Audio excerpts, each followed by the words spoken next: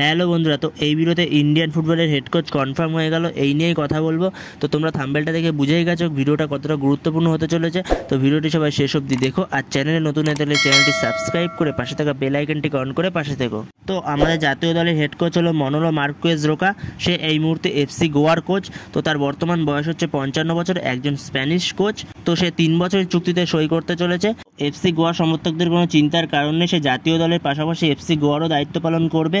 এবং Manolo Marquez Roca আমাদের ভারতীয় প্লেয়ারদের খুব সুন্দর চেনেন, কারণ সে যখন হায়দ্রাবাদ এফসিতে কোচ ছিল তখন সে খুব সুন্দর সুন্দর প্লেয়ার তৈরি করেছে, জাতীয় দলকে উপহার দিয়েছে।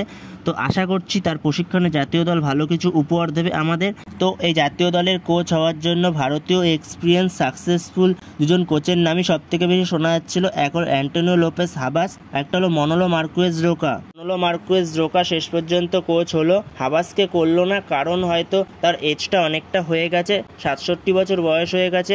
আর সে মোহনবাগানের যখন কোচিং করাচ্ছিল সেই সময় সে একটু অসুস্থ হয়ে গেছিলো এবং তার কিছুটা ফিটনেস ইস্যু আছে এই মুহূর্তে, সেই কারণেই হয়তো হাবাসকে জাতীয় দলের কোচ করলো না। তো তোমাদের কি মতামত মনোলো মার্কুয়েজ রোকাকে জাতীয় দলের কোচ করা নিয়ে? এ বিষয়ে কমেন্ট করে অবশ্যই জানিও তোমরা। তো বন্ধুরা, এই ভিডিওতে এই আপডেটটাই দেওয়ার ছিল। তো ভিডিওটি ভালো লাগলে অবশ্যই লাইক শেয়ার সাবস্ক্রাইব করতে ভুলো না। তো নেক্সট ভিডিওতে দেখা হচ্ছে, ততক্ষণের জন্য বাই বাই।